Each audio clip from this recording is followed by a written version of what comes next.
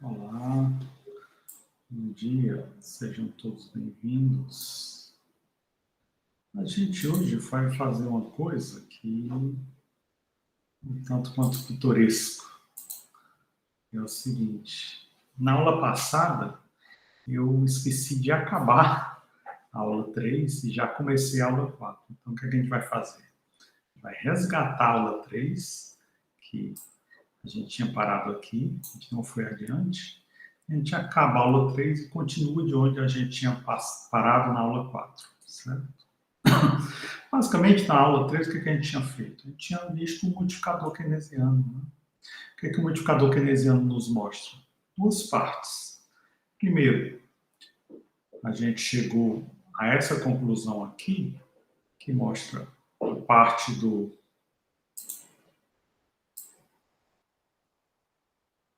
a renda ou produto de equilíbrio, chegou-se a essa equação 5. Essa equação 5 tem duas partes. A parte do multiplicador dos gastos autônomos, que é essa parte aqui, e a parte dos gastos autônomos. Então, olhando essas duas partes, a gente descobre o quê? A gente descobre o efeito de cada política, o efeito de um aumento ou queda dos tributos, o efeito de uma variação no investimento, o efeito de uma variação nos gastos do governo. Então, quando a gente muda tributos, o gasto do governo, a gente chama isso de política fiscal. Então, agora, a gente voltando onde a gente tinha parado, a gente vai analisar exatamente como funcionam as políticas de estabilização fiscal. Então, inicialmente, o que a gente pensa? A gente pensa que o produto está igual à demanda, estando igual à demanda. O que é a demanda? Eu tenho a demanda inicial, que é dada pelo consumo inicial, investimento inicial e o gasto do governo inicial. Muito bem. Aqui eu estou fazendo uma suposição, que é o quê? Há uma queda do investimento. Então, desse consumo inicial, eu terei um consumo que permanece igual. Desse gasto do governo inicial, teria um gasto do governo que permanece igual. Qual é a única coisa que vai mudar? O investimento. Certo? Então, eu vou ter uma outra posição onde a única coisa que muda é o investimento. Como se dará essa nova posição? A ideia é, se houve esse choque de investimento, e aí eu tenho uma suposição que é o seguinte: o governo vai aumentar os seus gastos para tentar eliminar esse efeito que está tendo de queda de investimento. Então, eu tenho inicialmente isso aqui. Como é que o governo reage?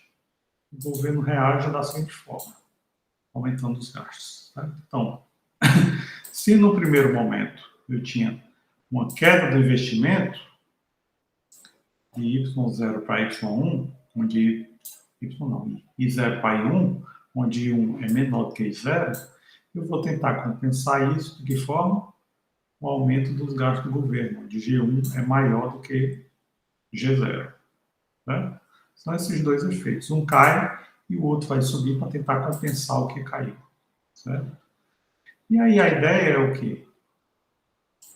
Esse tipo de política é chamado de efeito crowding out, ou seja, efeito deslocamento, onde um novo gasto do governo acaba compensando ou deslocando o investimento privado na economia. Aí a gente vai olhar os dois efeitos, né? Qual é o efeito do gasto do governo?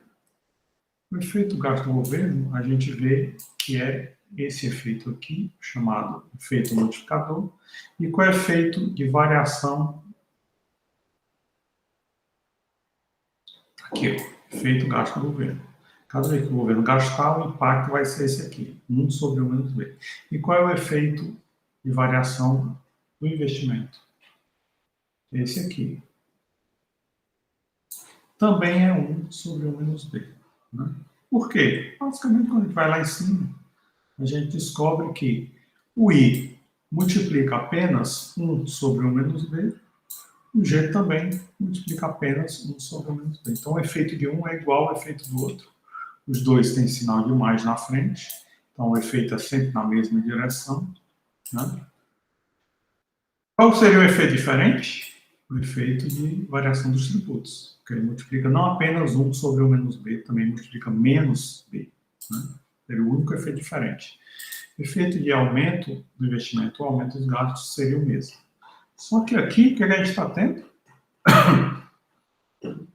Aqui o governo está se deparando com... Ele vai aumentar os gastos porque ele está se deparando com uma queda do investimento. Então, ele está reagindo a essa queda do investimento via aumento de gasto. Então, primeiro, o investimento cai, né? Sinal de negativo é porque o investimento caiu. E aí ele vai fazer o quê? Ele vai reagir a isso de que forma? Ele vai reagir a isso aumentando seus gastos. Esse sinal aqui é positivo, né? O que esse sinal aqui é positivo? Que ele vai aumentar os gastos de forma a compensar a queda do investimento. A queda do investimento vai me dar o quê? Vai me dar esse efeito aqui, 1 sobre o menos b, mas com sinal de menos na frente, né? E o aumento dos gastos? Também 1 sobre 1 menos b, que a única diferença é o quê?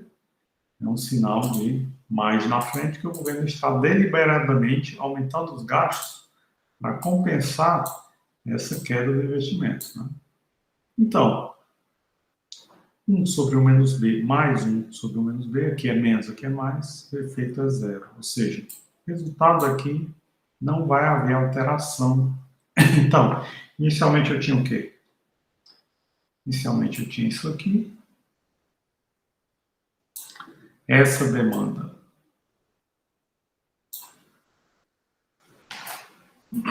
Na verdade, inicialmente eu tinha isso aqui, né? Essa demanda, C0 mais I0 mais G0.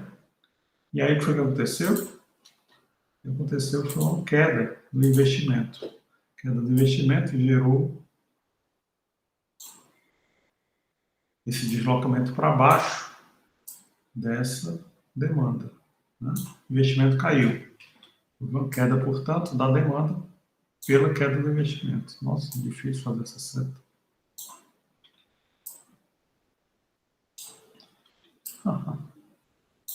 Agora sim. Então, demanda caiu daqui para cá. Demanda caiu em função da queda do investimento. Onde é que estava o meu ponto de equilíbrio inicialmente? Meu ponto de equilíbrio inicial, está em amarelo, era esse aqui, ó.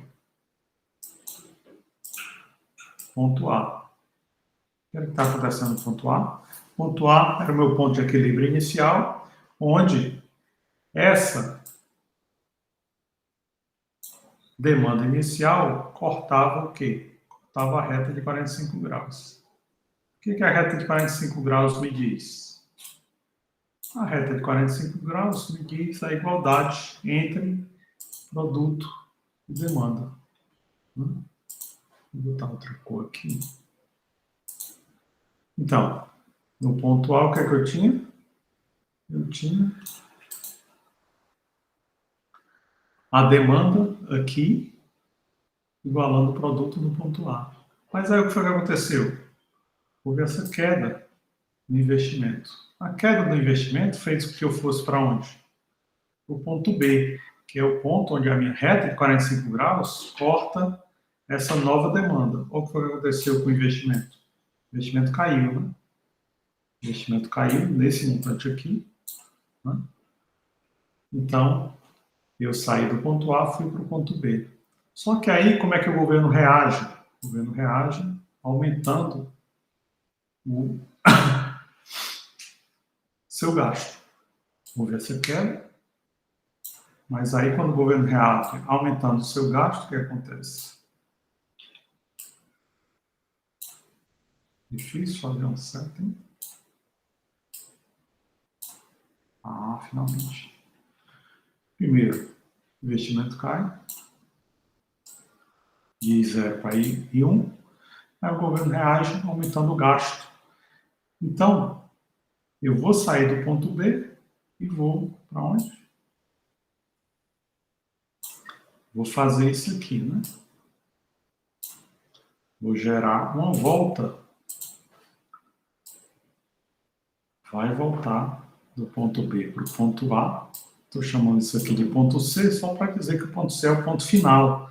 Mas o ponto C é igual ao ponto A, né? Em cima do ponto A. Por quê? Porque o efeito desse aumento dos gastos vai ser o quê? Uma volta dessa curva aqui, que caiu, volta ao lugar de onde ela estava antes. Né? A ideia, então, é o quê? Saí do ponto A, fui para o ponto B, quando o governo aumentou seus gastos, voltei para o ponto A. Ou seja, inicialmente, o produto saiu de YP, foi para YL, só para depois voltar de novo a YP. Né? Ponto A igual a ponto C, volta de novo a YP. Como é que a gente vê isso? A gente vê isso, tanto inicialmente, essa diferença, essa igualdade entre poupança mais arrecadação, tem que ser igual a quê? Tem que ser igual a isso aqui, né? Gasto do governo mais investimento. E aí, inicialmente, o gasto do governo permaneceu igual. O que foi que caiu? Caiu o investimento. Né? Vou botar aqui laranja. Não mudou, né? Caiu inicialmente o quê? Investimento. Então, foi o que eu tive? Tive algo assim. Uma queda do investimento. O investimento fez com que essa reta aqui caísse daqui para cá. Então, eu saí do ponto A, fui para o ponto B. Meu produto saiu de YP e foi para YL. Só que aí depois o que aconteceu? O que aconteceu foi que o governo aumentou os gastos para compensar essa queda no investimento. O governo aumentando os gastos.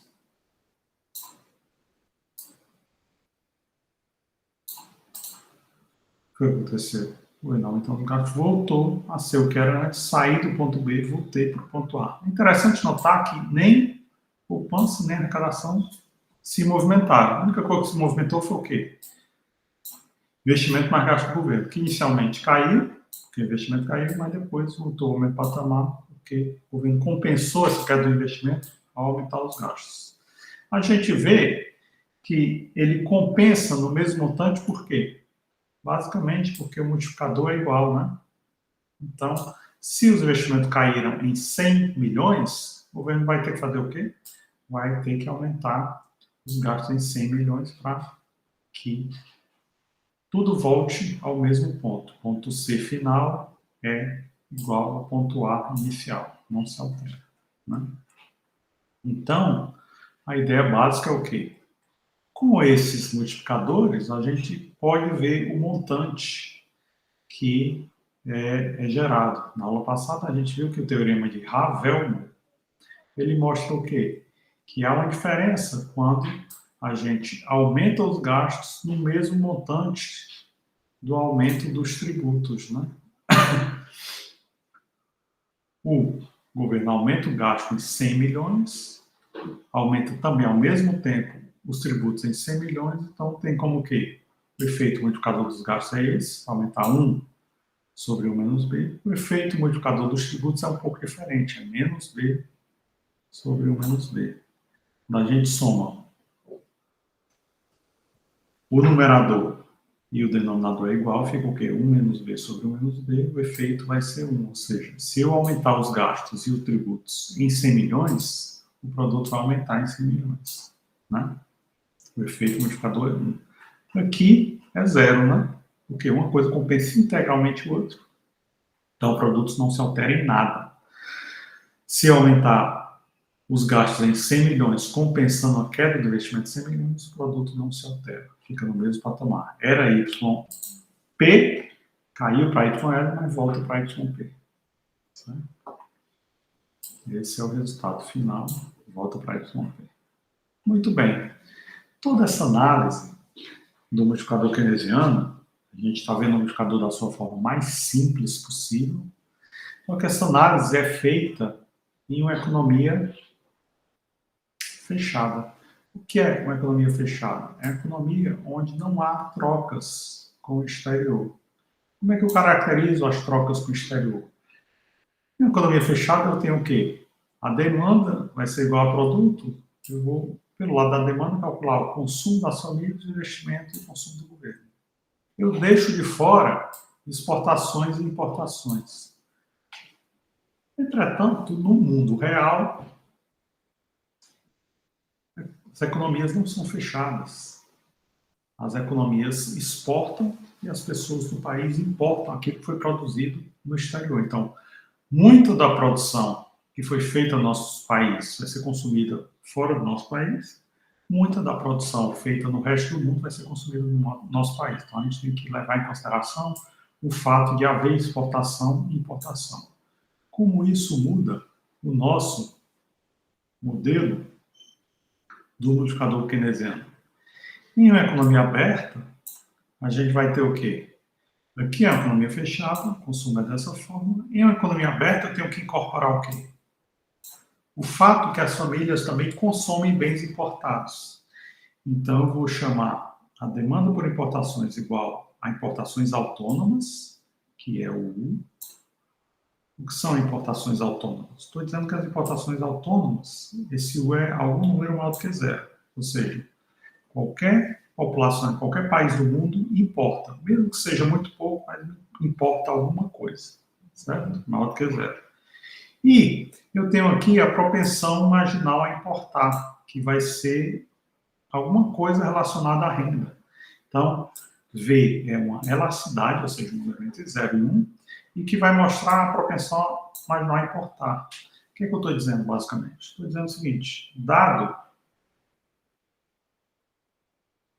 que a população tem uma renda de 100, a população vai consumir uma parcela da sua renda, talvez 80, 90 ou 70, mas desse consumo, uma parcela vai ser consumo de bens produzidos no país, outra parcela vai ser consumo de bens que foram produzidos no exterior, ou seja, são as importações.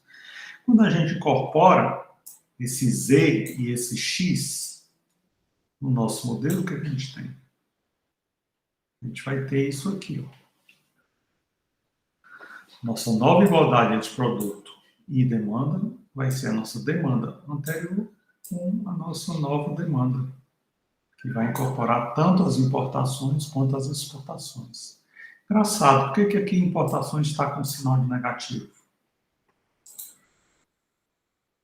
Olha aqui. Exportações entra com sinal positivo, mas importações, que eu estou chamando de Z, está com sinal de negativo.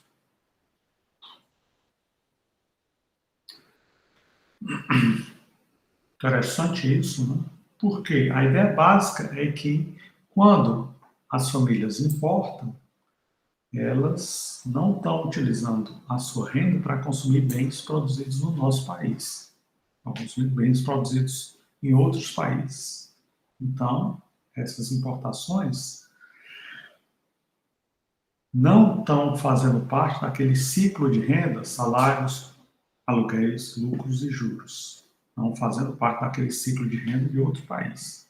Né? Por isso que ele entra com um sinal de negativo. É uma questão contábil, né? Isso pode ser bem debatível do ponto de vista teórico, mas aqui a gente só está levando em consideração que é algo que é contabilizado dessa forma. Muito bem.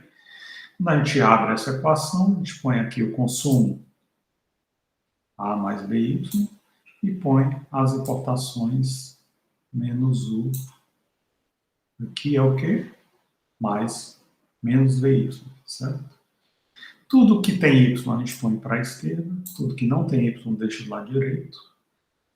Ficou Y multiplicando isso aqui, então isso aqui vai para o lado direito. Ou seja, a gente tem um novo multiplicador dos gastos autônomos, que agora é 1 sobre 1 menos B mais V, e tem os gastos autônomos, que agora não é só A mais I mais G, é A mais I mais G mais X menos U. Interessante, a gente facilitou ainda mais, né? A função consumo, a gente não pôs A mais B, que multiplicava Y menos T, ou seja, a gente deixou de lado os tributos. Poderíamos ter uma coisa mais complexa, poderíamos ter A mais I menos BT mais G mais X menos U. Ia ficar um pouco mais complexo, mas para a gente não muda muito, porque a gente só quer fazer essa diferença. Ó. Desse multiplicador aqui, que era 1 sobre 1 menos B, para esse novo multiplicador, 1 sobre 1 menos B mais B. Né? O que nos interessa é esse lado, o lado do multiplicador, não é o lado dos gastos autônomos, que aqui a gente ia adicionar só o menos BT. Né? Se a gente tivesse posto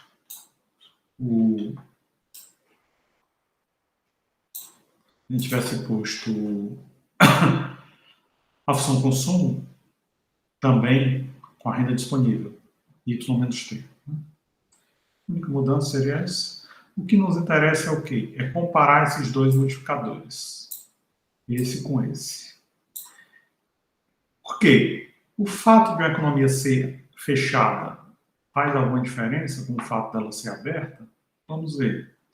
Vamos pensar o seguinte: para uma mesma propensão marginal a consumir 0,8 e para uma propensão marginal a importar de 0,3. Qual seria a diferença entre a economia ser fechada e aberta? Em uma economia fechada, se o governo quisesse estimular a economia aumentando seus gastos, se fosse 0,8, eu teria o quê? 1 sobre 0,2. O estímulo fiscal seria esse. O governo aumentaria seus gastos em 100 milhões, a economia ia crescer 500 milhões. Já se a economia fosse aberta, o que é que nós teríamos? O governo também aumenta os gastos em 100 milhões. Qual seria o efeito? 1 menos B mais V, 1 menos 0,8 mais 0,5, 1 sobre 0,5 dá 2. Ou seja, se é uma economia aberta, o governo aumentar os gastos em 100 milhões, a economia vai crescer só 200 milhões. Se a economia fosse fechada, ela ia crescer 500 milhões. O efeito multiplicador, portanto, é muito maior na economia fechada do que na economia aberta. Né?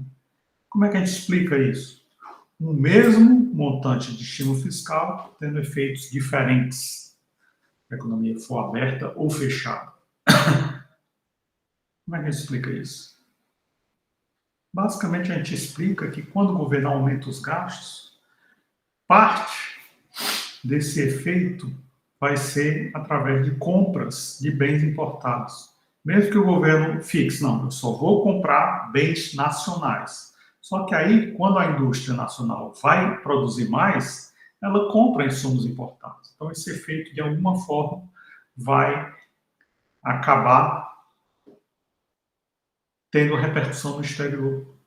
Mesmo que o governo faça uma lei restringindo seu consumo apenas a bens fabricados no país, o efeito vai reverberar no exterior pelo fato que as empresas privadas trocam com o exterior o tempo todo, as famílias importam do exterior o tempo todo. Então, em algum momento, essa onda que o governo, ao jogar uma pedra no meio do lago, essa onda vai reverberar para fora do país, né? Você joga uma pedra lá no meio do lago, ela causa uma onda que vem bater na margem. Então, a ideia é o quê? Por mais que você jogue bem longe a pedra, se ela for suficientemente grande, essa onda vai chegar na margem de qualquer jeito. Né? Então, a ideia é um efeito fiscal de um estímulo, ele vai ser diferente se a economia é aberta ou fechada. E o mais interessante é notar o quê? A economia aberta, o efeito é muito menor do que na economia fechada. Né? O efeito cai significativamente quando a economia é aberta. Então, quanto mais aberta for a economia, menos relevante vai ser o efeito de um estímulo fiscal. Certo? A ideia básica é que eu teria o quê? Eu teria, basicamente, o efeito de um aumento das exportações seria o quê? O efeito dos aumentos das exportações seria o que é que X multiplica? 1 sobre 1 menos B mais B. E o efeito do aumento das exportações seria aqui. Faltou uma coisa, né? Faltou eu botar V, né? Imagine o que eu estou dizendo. Aumentar U. O que é U? Está aqui, então vai ficar o quê? Menos. Menos. Eu pus. Só é esse sinal aqui de menos, né? As importações tem o sinal de menos aqui, né? E as exportações têm o sinal de mais aqui que está implícito, certo? Esse seria basicamente os dois efeitos: importações com sinal de menos, exportações com sinal de mais. E aí, a única mudança nesse efeito seria o sinal, né? Em função daquela questão mesmo contábil, né? A gente sempre contabiliza importações como tendo um efeito diferente das exportações. Quando as mercadorias são produzidas no nosso país e saem para ser consumidas no exterior, o efeito é o contrário. E quando as mercadorias são produzidas no exterior e entram para ser consumidas no nosso país. Certo? Com isso, a gente encerra aquilo que a gente fez, né? Tem esse exercício para fixação da matéria, que eu já fiz em sala de aula, e aí a gente vai para a nossa outra continuação, que é a continuação de onde a gente parou na aula passada, e foi a aula 4, né? Então a gente parou aqui, onde está toda essa sinalização. Foi o que a gente fez na aula passada. A gente ampliou esse efeito modificador. Não é uma economia aberta, é uma economia fechada. E a economia fechada foi o que a gente fez. E na economia fechada, a gente fez basicamente o seguinte. Agora, eu estou ampliando aqui, ó. O que é que eu estou ampliando? Estou ampliando aqui a função consumo. Em função consumo não é só com Y, é Y menos T. E eu também estou fazendo uma coisa com a minha função investimento, né? Não está só I, está o quê? Eu estou substituindo I por C menos DR. Então, assim, a gente acabou a aula passada mostrando isso aqui, né? Que aí eu ponho Y para o lado esquerdo, tudo mais do lado direito, o efeito multiplicador fica com esse primeiro termo, A mais C sobre 1 menos B. O segundo termo, que a gente já conhecia, né? Menos B, termo do multiplicador dos impostos, menos B sobre 1 menos B. O último termo, que a gente também já conhecia, G, que multiplica 1 sobre 1 menos B. Mas agora, no lugar de I, eu tenho o quê? Eu tenho esse termo da taxa de juros, que é o quê? Menos D de dado sobre 1 menos B. Esse termo da taxa de juros é interessante por quê? Porque é o termo que vai me dar exatamente a inclinação da curva IS. Né? A gente já falou e apresentou a curva LM, que é uma curva que equilibra o mercado de moeda, e agora a gente vai apresentar a curva IS, já apresentou no finalzinho da aula passada, que é a curva que equilibra o mercado de bens. Que características a gente tem com essa inclinação da IS? Primeiro, a gente tem D, que é o quê? O que é D? D é isso aqui, ó. D é a elasticidade que multiplica a taxa de juros, portanto, é exatamente essa elasticidade dessa curva aqui. Né? Elasticidade da curva I, que vai me dizer o quê? Vai me dizer exatamente quando a taxa de juros cai, quanto o investimento vai subir. Vai ser quanto? Menos D. Né? E o B de bola? O B de bola a gente já conhece. Né? O B de bola aqui é a proporção marginal consumível, ou seja, quanto do aumento da minha renda vai se transformar em consumo. Aqui, o D de dado é quanto do aumento da taxa de juros vai se transformar em queda de investimento. Então, a gente tem essas duas elasticidades são centrais, para a gente olhar a curva IS. E por que essas elasticidades são bem interessantes? Pelo seguinte, vamos ver inicialmente aqui essa elasticidade da curva I. Então, aqui eu tenho esse ponto aqui, que é quando inicialmente a taxa de juros está em R1, e, portanto, o investimento está em 1. A taxa de juros está aqui, R1. Só que a partir desse ponto eu tenho duas elasticidades. Eu tenho essa elasticidade dessa curva azul bem clarinha, né, da curva I, que vai me dizer o quê? O que acontece quando a taxa de juros cai de R1 para R2? O que vai acontecer? A elasticidade dessa curva vai me dizer o seguinte: quando cair de R1 para R2, essa curva vai me dizer o seguinte: olha, o investimento vai subir de 1 para R2. Certo? O investimento agora é R2, porque a taxa de juros caiu de R1 para R2.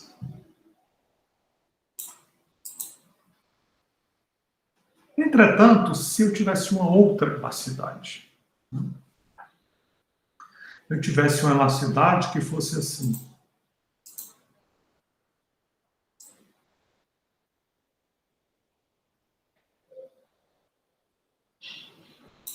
O que está acontecendo? Essa segunda curva parece ser mais horizontal, né? A primeira parece ter uma inclinação mais para a vertical e a outra mais para a horizontal. Elas partem do mesmo ponto aqui, ó, esse ponto aqui inicial, que eu estou chamando de ponto A. Vou chamar esse ponto de ponto A. O que está acontecendo aqui no ponto A? As duas se cortam no ponto A. Mesma taxa de juros, mesmo investimento. Só que agora, quando a taxa de juros cai de R1 para R2, o que acontece aqui? Essa segunda curva, ela vai cortar aonde? Ela vai cortar essa taxa de juros R2 em outro ponto. Ó. A taxa de juros R2 vai ser o quê? A taxa de juros R2 vai bater fazendo com que o investimento suba daqui para cá. Para a outra curva, que é mais vertical, o investimento cresce menos. Cresce apenas de 1 para I2. Para essa outra curva, que é mais horizontal, o investimento cresce mais. De 1 para I2 linha. Né? Então, uma curva com inclinação diferente, o que é que está variando? O D está variando aqui. Né? Um D é mais próximo de zero, o outro D é mais distante de zero. O que acontece quando eu vou lá na curva de investimento? Perdão, investimento não. Curva de poupança. Estou aqui na curva de poupança. Vou pôr essa curva de poupança.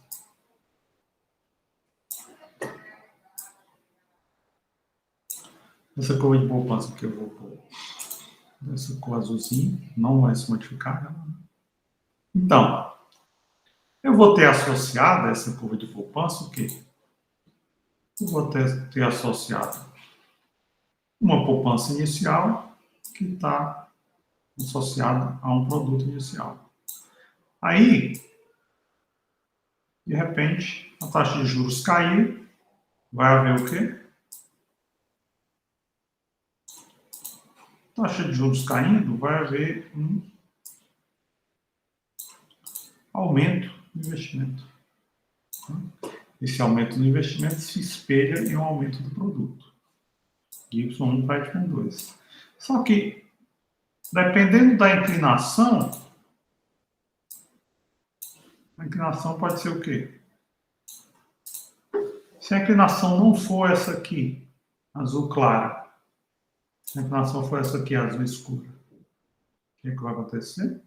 A inclinação da curva aí for azul escura, então eu posso ter algo assim, né? O investimento crescendo bem mais do que eu imaginava.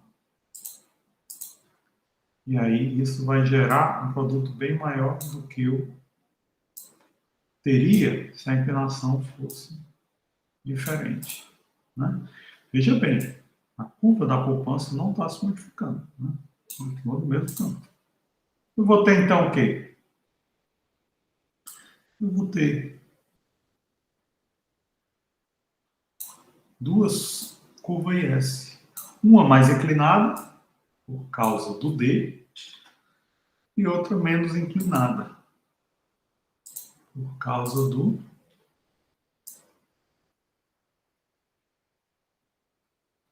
fato do D ser diferente. Né? Então, a essa taxa de juros inicial, quando eu tinha taxa de juros R1, as duas curvas se cortam aqui nesse ponto, me dando um produto da economia que vai ser Y1.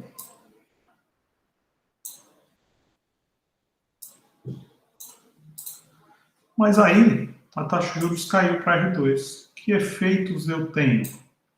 Dependendo de quão grande ou quão pequeno seja o D, ele vai ser próximo de zero, ele vai ser distante de zero, eu vou ter que efeito? Eu vou ter o efeito de o produto vai cair aqui em Y2, ou o produto vai um pouco além. O produto pode ir até Y2'. Dependendo de quê? Dependendo da declividade da minha curva IS. Então, dependendo de quão próximo de zero ou distante de zero for o D, a minha curva vai ser mais horizontal ou vai ser mais vertical. Ou seja, a IS pode assumir essas formas, né? Ela pode ser mais horizontal ou ela pode ser mais vertical. A declividade dela vai variar. Vai variar de acordo com o quê? Com o D. Né? O D é que vai dizer quão inclinada essa curva IS é. Certo? Então, o D vai dizer a inclinação da curva IS. E o deslocamento da curva IS? Vai ser dado por quê? Aquilo que eu chamo de política fiscal. Variação dos gastos e variação dos tributos. Eu já vi anteriormente que eu tenho um modificador dos gastos, que é esse aqui, 1 sobre 1 menos B, e eu tenho um modificador dos tributos, que é esse aqui, menos B sobre 1 menos B. Então, qualquer mudança dos gastos, eu vou calcular via modificador dos gastos, qualquer mudança dos tributos, eu calculo via modificador dos tributos. Né? Aqui, a gente está vendo aqui é só um sistema de investimento. Antes era sem governo, agora a gente está introduzindo o governo. O que é que muda? O que muda ao introduzir o governo é que a gente agora não vai ter só I, vai ter I mais G. Do outro lado, o que muda? Antes eu tinha só S, e agora eu somo S mais T. Né? A diferença de somar S com T.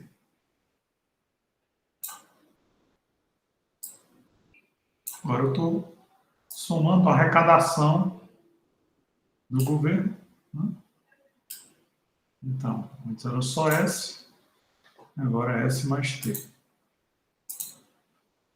E aí, eu vou construir a minha curva IS com o governo. Ela vai ter a mesma forma, negativamente inclinada, só que antes eu fazia o quê? Era apenas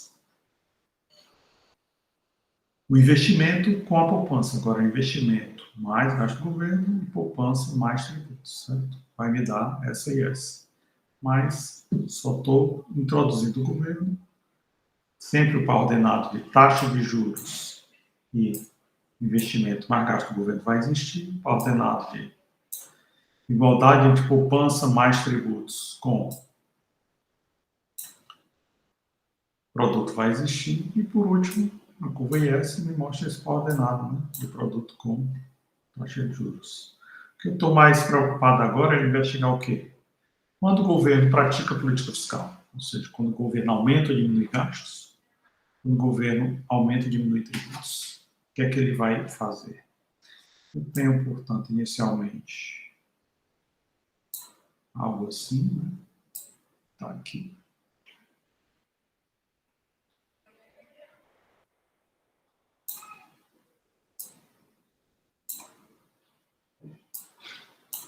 está inicialmente em azul, e depois o governo aumenta tributos, vou botar em rosa, certo? Muito bem. Inicialmente a gente tem o quê? A gente tem esse ponto inicial, que é taxa de juros inicial, investimento e gasto do governo inicial da economia, certo? Então, esse ponto A me diz o quê? O equilíbrio, onde eu tenho gasto inicial do governo junto com investimento. E aí o governo resolve fazer o quê? O governo ele resolve aumentar seus gastos. Como é que ele faz isso? Ele faz isso tendo o efeito multiplicador de aumento de gastos. Então ele acaba deslocando essa curva aqui, da azulzinha para a rosa. Deslocando, ele tem como o que como efeito? A ideia do governo é o quê? Se eu tenho essa taxa de juros zero, eu vou pegar essa taxa de juros e vou aumentar o meu gasto para ficar aqui, né? Só que será que eu vou do ponto A para o ponto B? O que o governo imagina ao tentar aumentar bastante do ponto A para o ponto B? Ele pensa o quê? Aumentando os gastos, eu vou estimular a economia. A economia vai crescer, porque agora há muito mais consumo na economia. Antes tinha só o consumo das famílias, o investimento, agora eu estou aumentando o consumo do governo, aumentando os gastos. Só que aí ele desloca essa curva daqui para cá, e esse deslocamento não faz com que eu vá do ponto A para o ponto B, faz com que eu vá da onde? Do ponto A para o ponto C. Por que eu vou para o ponto C?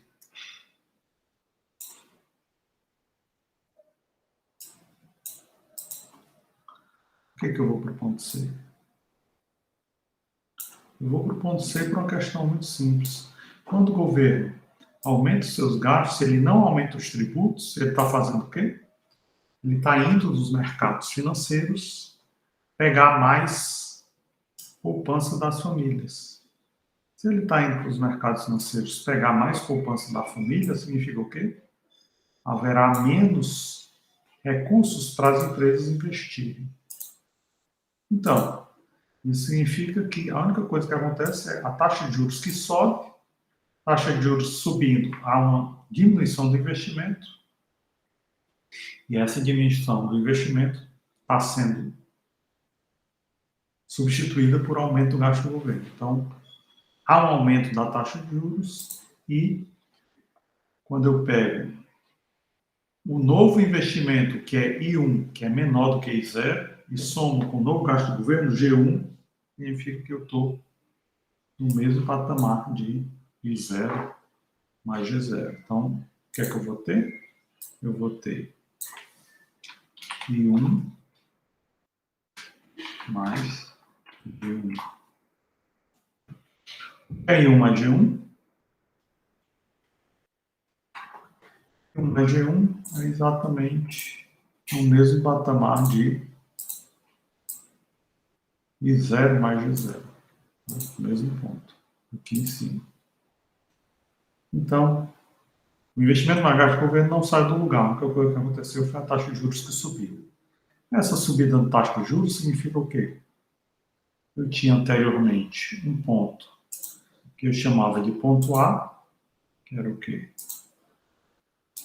O ponto A me dava essa poupança e essa arrecadação do governo, que igualavam o investimento e o gasto do governo, gerando esse produto da economia. O que aconteceu quando a taxa de juros subiu? Essa igualdade com poupança e arrecadação do governo deslocou do ponto A para o ponto B, né? Taxa de juros mais alta, as famílias vão poupar mais, certo? Então, vou do ponto A para o ponto B. Isso gera um deslocamento da minha curva de na curva IS. Esse deslocamento da curva IS se dá por quê? Inicialmente a gente tem essa curva IS, depois a gente passa a ter essa curva IS. Por quê? Inicialmente a gente tem o quê? Inicialmente a gente tem... Opa, errei.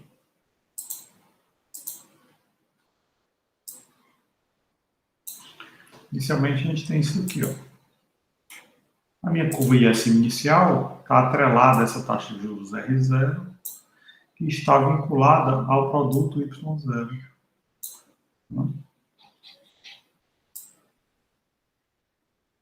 Muito bem.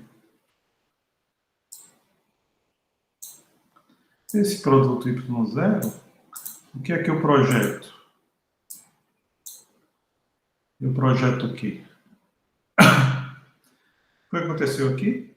Houve um aumento dos gastos do governo. O governo aumentando os gastos, o que é que eu vou ter? Eu espero ter um aumento do produto de Y0 para Y1. Né? O que eu vou ter aqui? Esse aumento para Y1, Y0 para Y1. Só que esse aumento só ocorreria se a taxa de juros ficasse nesse patamar. O que acontece com a taxa de juros? Como o governo vai aos mercados financeiros pegar mais dinheiro, a taxa de juros sobe para R1. Subindo para R1, esse deslocamento da curva IS para cima e para a direita faz com que eu tenha o mesmo produto e zero, só que agora eu tenho uma taxa de juros mais alta R1. Ou seja, a taxa de juros aumentou para compensar o aumento dos gastos do governo, que substituiu o investimento. O investimento caiu, portanto, se o investimento tivesse se mantido no mesmo patamar, junto com o gasto do governo, a gente teria subido de Y0 para Y1.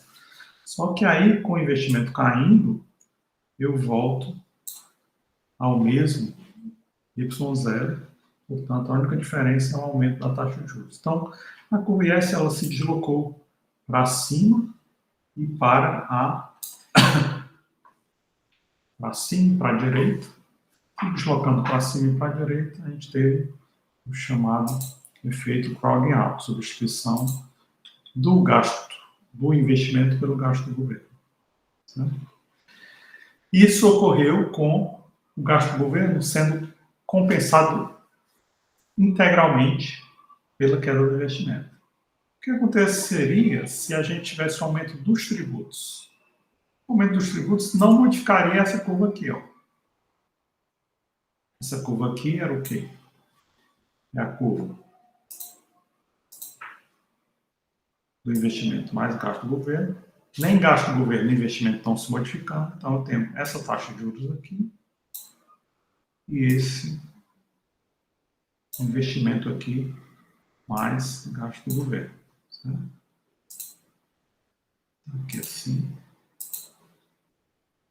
Muito bem. Aumento de tributos não mexe nada aqui, nesse primeiro gráfico. Vai mexer aonde? Vai mexer no segundo gráfico. Eu tenho inicialmente esse nível de tributos aqui. Vou botar em azul bem clarinho. Certo? Esse é o ponto inicial. É o que acontece quando os tributos aumentam. Eu tenho esse deslocamento aqui. Que vai me dar essa função poupança mais função arrecadação tributária vai se deslocar para cima e para a esquerda. O que eu tinha inicialmente? Inicialmente eu tinha algo assim, né? Esse equilíbrio, opa, muito torto. Esse equilíbrio inicial, azul clarinho, com essa igualdade entre gastos do governo e tributos igual a investimentos Gasto do governo mais investimento igual a tributos mais poupança. Ponto A. O que foi que aconteceu? Com esse deslocamento, por que esse deslocamento ocorre aqui? Esse deslocamento ocorre aqui porque os governos, eles passaram a cobrar mais impostos. Passando a cobrar mais impostos, o que aconteceu? Esse deslocamento dessa curva. Então, eu saio do ponto A, vou para o ponto B. O que um aumento de impostos vai gerar? A arrecadação aumenta, só que as famílias têm menos recursos para consumir. Então, o produto vai cair. O produto vai cair. Essa minha nova igualdade vai ser o quê? A poupança vai cair e vai compensar esse aumento da arrecadação. A igualdade com o gasto do governo, aqui não se modificou, permanece igual. Investimento mais gasto do governo é a mesma coisa, só que agora o que eu tenho? Menos poupança e mais arrecadação. Com isso, a minha curva IS, que inicialmente era nesse patamar aqui, minha curva IS inicial está aqui. O que foi que aconteceu? Essa curva IS inicial está atrelada a esse produto, nesse patamar, que está atrelada a essa taxa de juros. A taxa de juros se modificou? Não.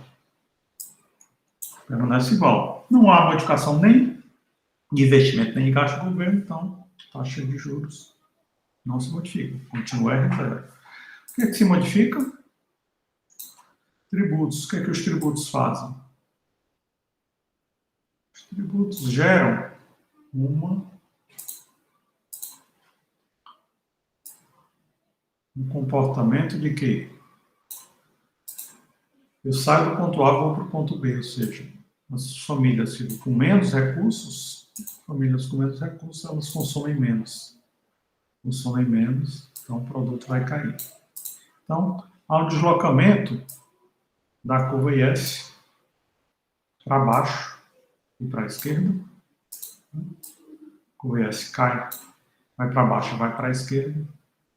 E a taxa de juros permanece no mesmo patamar, não se modifica, e o produto é que cai.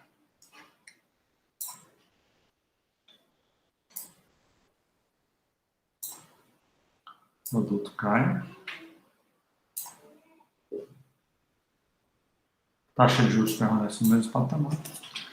Os impostos subiram, mas os gastos do governo não subiram. Então, o efeito de um aumento dos impostos é esse, é um efeito contracionista sobre a economia. Tende a economia a diminuir de tamanho. E o efeito do aumento dos gastos, se ele for maior do que a queda do investimento, tende a ser um efeito de aumento dos gastos. Se ele não superar, então a economia não sai do canto. Né? Muito bem.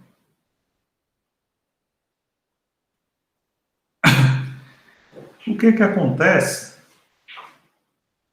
para que ocorra isso aqui, né? Para que essa igualdade ocorra? Ou seja, o investimento anterior mais os gastos anteriores, que eram igual à poupança anterior mais a tributação anterior, ele precisa ser igual à poupança atual mais os gastos atuais. Para que isso ocorra, é necessário o quê?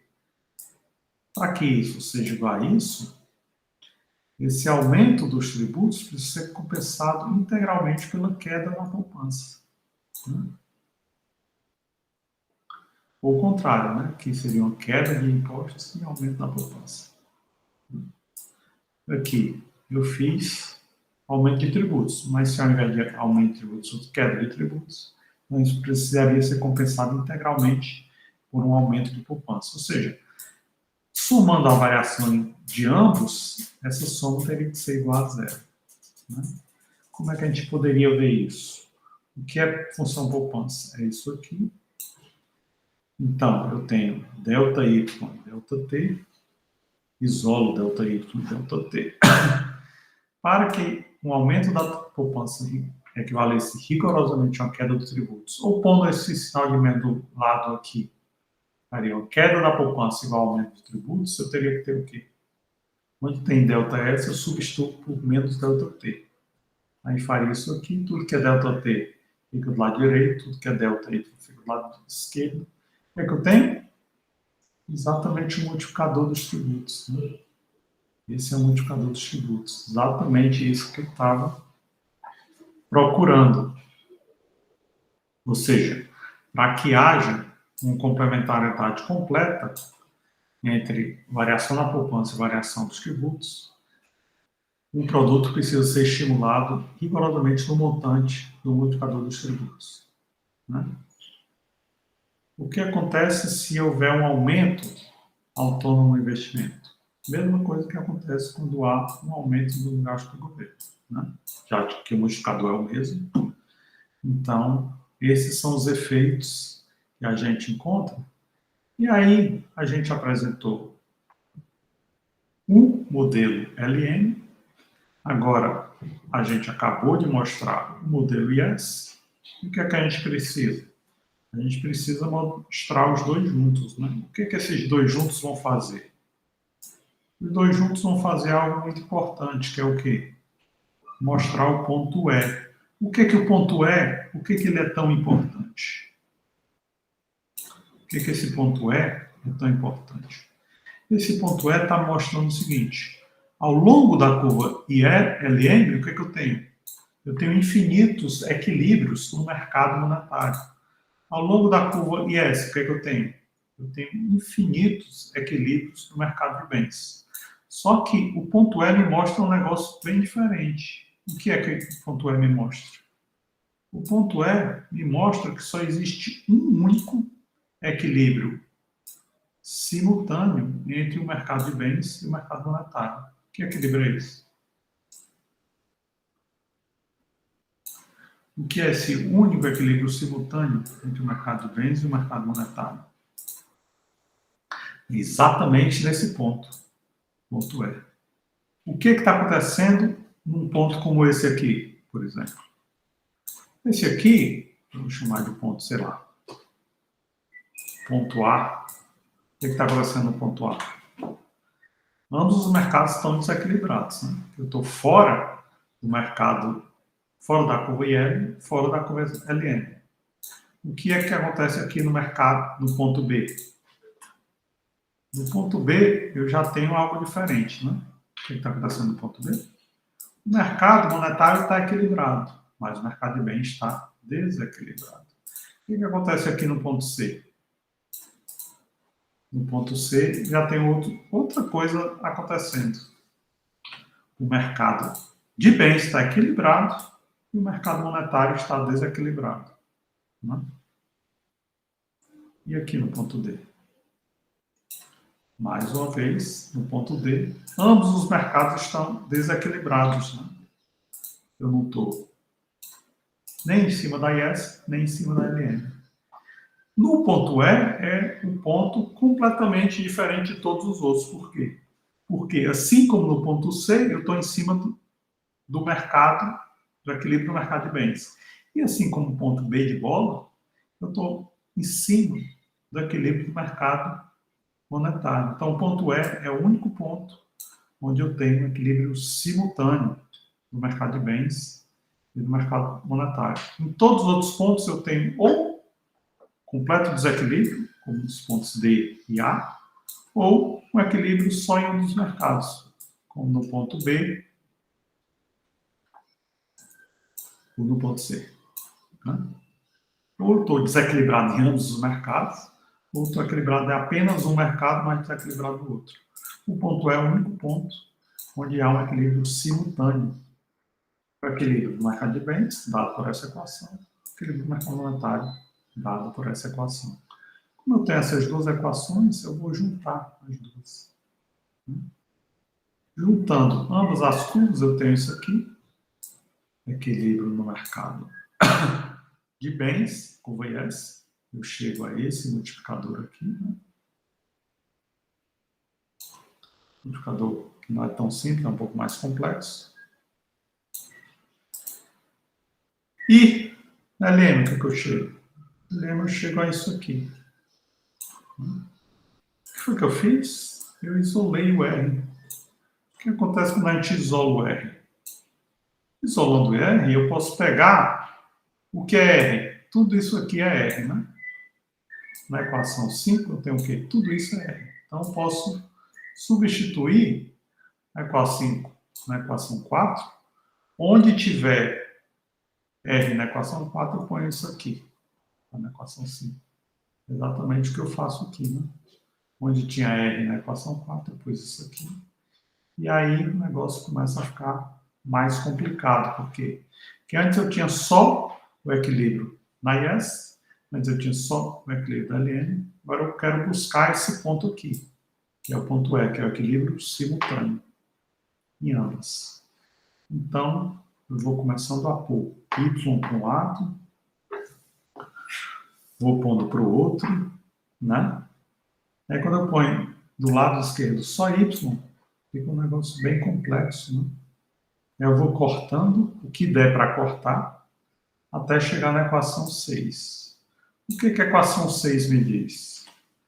A equação 6, eu consegui isolar alguns aspectos, como a política fiscal, né? G está aqui e T está aqui. Então, se eu quiser praticar política fiscal, eu vou dar uma olhada para esse termo aqui, ó. Olhar para esse termo aqui, que é o termo de política fiscal, né? Porque tem G e T aqui dentro. Né? G e T equivalem à política fiscal. Então, se eu quiser falar em política fiscal, eu vou olhar para todo esse termo aqui. E se eu quiser falar de política monetária, eu vou olhar para onde? Política monetária, eu vou olhar para esse termo aqui, que é onde tem M. E esse termo aqui, intermediário? Esse termo aqui, intermediário, tem todas as elasticidades, né? Mas não tem nem política fiscal, nem política monetária aqui. Política fiscal é aqui, eu vou pôr em rosinha. Política monetária aqui em azul. Né? Então, ou ao contrário, deixar em azul política fiscal, política monetária aqui em rosinha. E aqui, intermediário, essa coisa intermediária, não é nem política fiscal nem política monetária, são uma série de elasticidades. Muito bem. O que a gente tem? A gente pode começar a utilizar algumas hipóteses. A gente tem aqui o G, a gente tem aqui o D, que também temos o D. Então, a gente pode começar a utilizar algumas hipóteses a respeito de D e G. Por quê? Porque a gente pode isolar os efeitos de política fiscal e política monetária. Vamos começando com essa seguinte hipótese. E se o D for zero? Se o D for zero, eu vou zerar isso aqui e vou zerar isso aqui. Né? Eu disse inicialmente que o D era um número entre 0 e 1, mas vamos forçar a barra. Se o D for zero. Se o D for zero, o que a gente tem? Isso aqui zero. Qualquer coisa multiplicado por zero é zero. A gente vai ter o quê? A gente vai ter zero sobre alguma coisa. Né? Então, zero dividido por qualquer coisa vai ser zero. Então, a gente vai anular esse termo. Zero multiplicado por m vai ser zero. Zero dividido por qualquer coisa embaixo vai ser zero. Então, a gente também vai anular esses dois termos. Né? Se o D for igual a zero, a gente anula esses dois termos. Aí a nossa equação fica mais simples, né? Fica o quê? Aqui ainda tem D? Tem. Olha aqui. Aqui tem D aqui. Zero é isso aqui também, né? Então, D multiplicado por F é zero. Vai ficar o quê? G sobre G, 1 menos B. Eu posso cortar, né? G com G. Fica o quê? Cortando G com G, fica 1 sobre 1 menos B. Olha aqui, o que é isso? Isso aqui é simplesmente a minha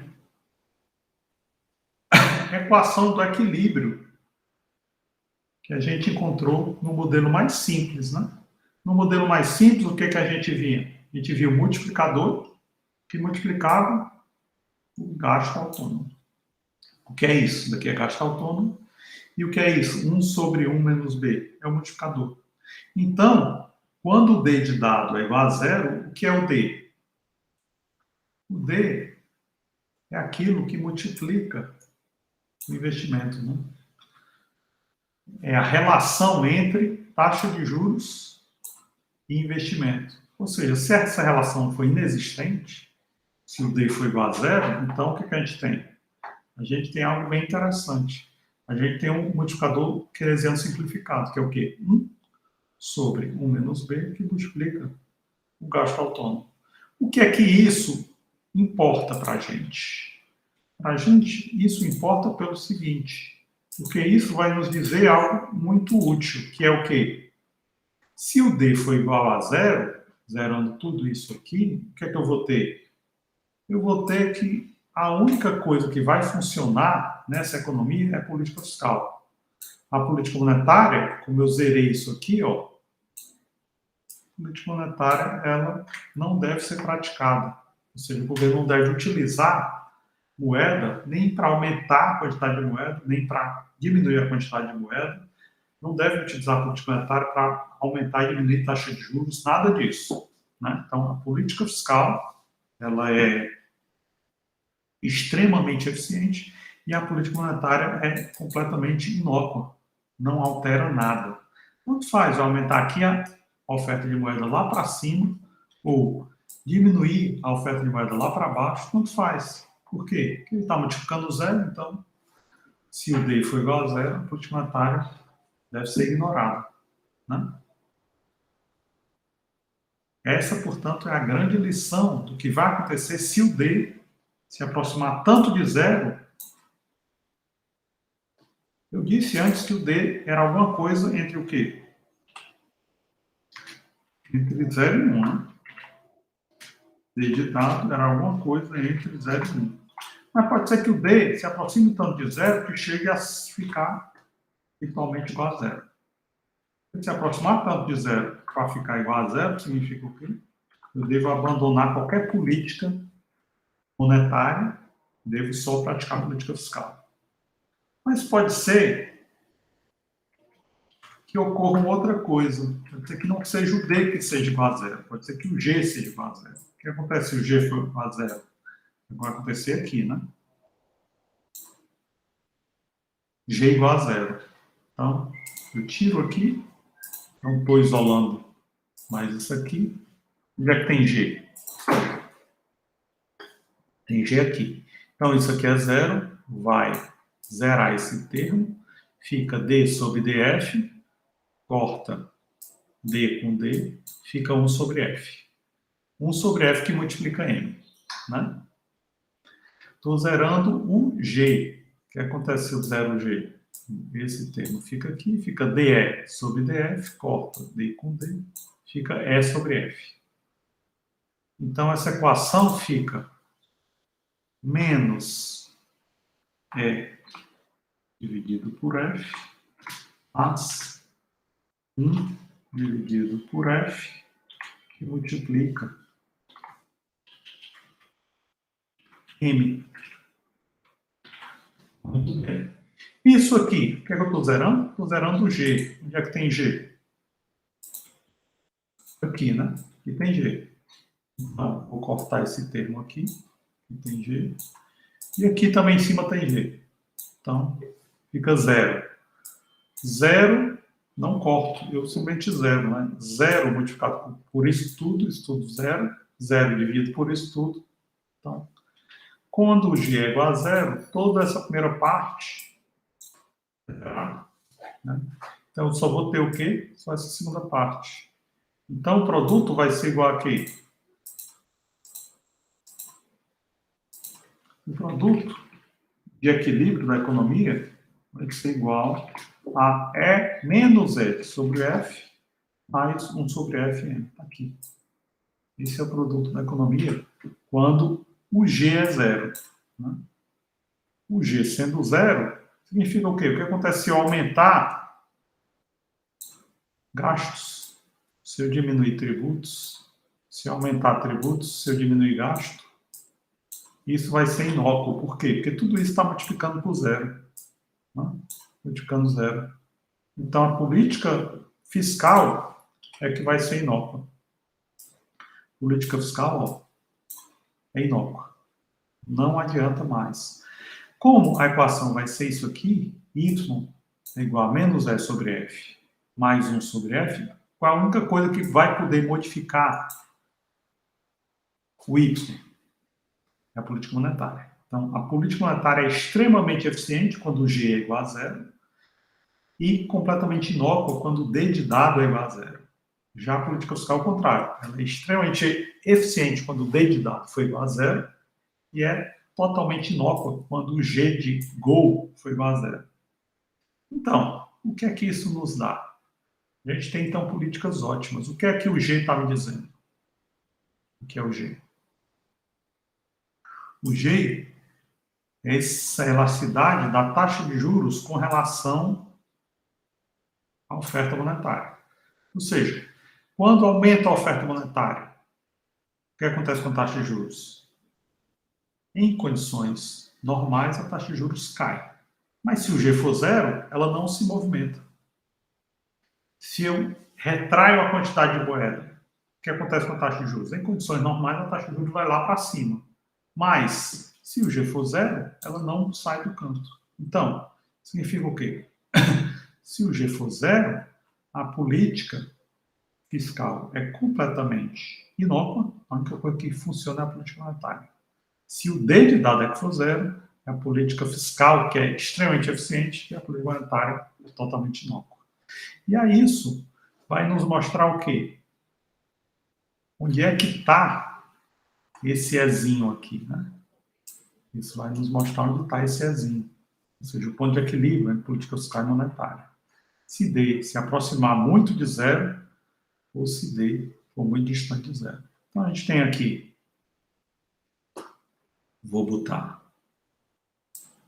a curva IS está aqui, e a curva LM está desse jeito. Olha. LM eu estou desenhando de azul escuro, certo? Essa é a curva LM, estou desenhando de azul escuro. Ok? Muito bem. E a curva IS, o que é que eu estou fazendo com ela? A curva IS está aqui. Também estou desenhando de azul escuro. Só que eu tenho que a IS está cortando a LM em vários cantos diferentes, né? O que está acontecendo aqui? Se a IS cortar a LM aqui, eu tenho esse produto de equilíbrio e essa taxa de juros de equilíbrio. Mas eu não vou fazer isso, não. Vou pensar em outras áreas. Vou pensar em que área? Pense aqui nessa área onde a LM é vertical. O que está acontecendo com a LM vertical aqui? Tem um momento em que a LM é vertical. Essa área é chamada de área clássica, neoclássica. Por quê? Imagine, por exemplo, que esteja acontecendo algo assim. Eu tenho nessa área clássica ou neoclássica um LM onde ela é vertical e a IS está aqui, ó. Eu tenho essa taxa de juros R2 e eu tenho esse produto Y2. Certo? Produto Y2, taxa de juros R2. Muito bem. O que está acontecendo? Imagine que aqui o governo decide aumentar. O governo aqui decide aumentar os gastos. Então, ele vai deslocar a IS para cima e para a direita. Né? Ele vai deslocar a IS para cima e para a direita, aumentando seus gastos. O que é que a gente sabe a respeito desse aumento de gastos? Vai gerar essa nova taxa de juros,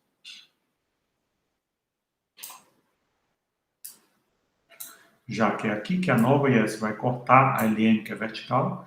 E o que é que vai acontecer com o produto da economia?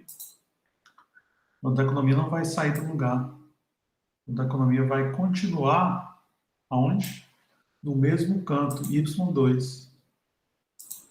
Então, o que é que significa praticar essa política fiscal de aumento de gastos que desloca a curva de Y3, da IS3 para IS4.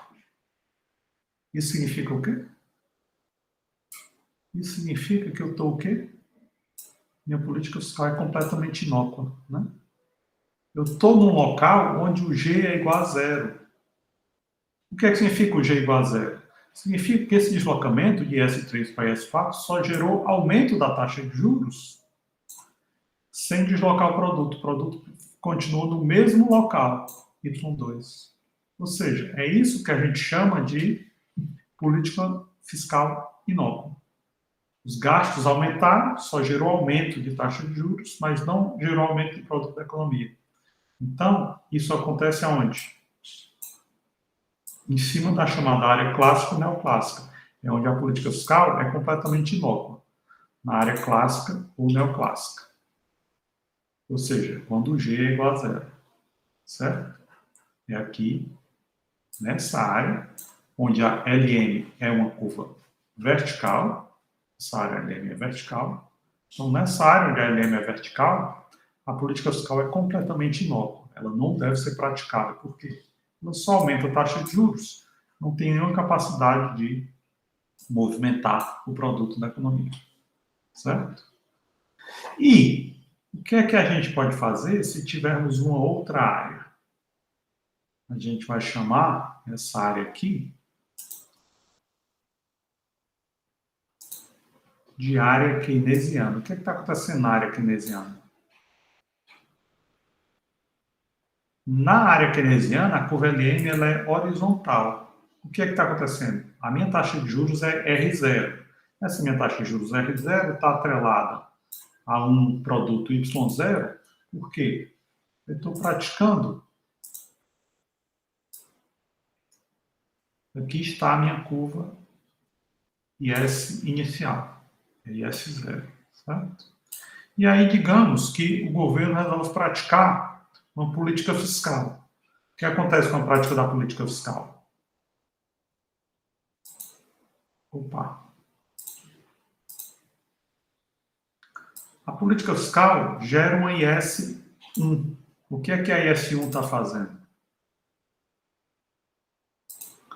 A IS1 está me dizendo o seguinte: agora, com essa política fiscal, o produto vai, a curva IS, que antes estava aqui, ela vai para cima e para direita. Indo para cima e para a direita, o que é que eu tenho? Eu tenho um novo produto da economia, Y1. E o que é que aconteceu com a taxa de juros? Foi para R1, que é igual a R0. Ou seja, isso significa o quê? O que é que significa deslocar, aumentar os gastos do governo, deslocar o produto da economia de Y0 para Y1, de IS0 para IS1. Significa aumentar o produto sem que a taxa de juros varie em absolutamente nada. Né? Taxa de juros, na área keynesiana, a taxa de juros permanece rigorosamente igual e o produto aumenta. Isso significa o quê? Isso significa que a gente está numa área onde o D é igual a zero. O D sendo igual a zero significa o quê? A política monetária ela não deve ser praticada. A única política eficiente é o quê? É a política fiscal. O que é a política fiscal? Ou aumento de gastos ou redução de tributos. O aumento de gastos ou redução de tributos vai fazer isso aqui, ó. Vai expandir a economia e o efeito sobre a taxa de juros é zero. Então, quando eu estiver em cima da área keynesiana, a política que deve ser praticada é a política fiscal. Aumento de gastos ou queda de tributos. Quando eu estiver em cima da área clássica e neoclássica, a política que deve ser praticada é a política monetária. O que a política monetária vai fazer quando eu estiver aqui, nessa área neoclássica ou clássica? Vamos ver aqui. A política monetária vai fazer isso aqui, ó. Opa!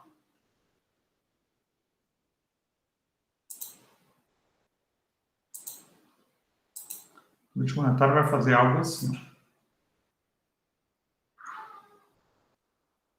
Praticar uma nova política monetária significa o quê? Significa eu partir desse mesmo ponto, e aí esse ponto, essa área horizontal vai se expandir, só quando eu chegar aqui, o que é que vai acontecer? Em política monetária vai começar a fazer assim,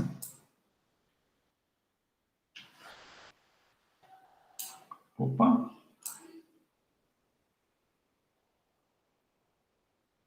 Pronto. E aí, quando eu chegar aqui, o que é que eu vou ter?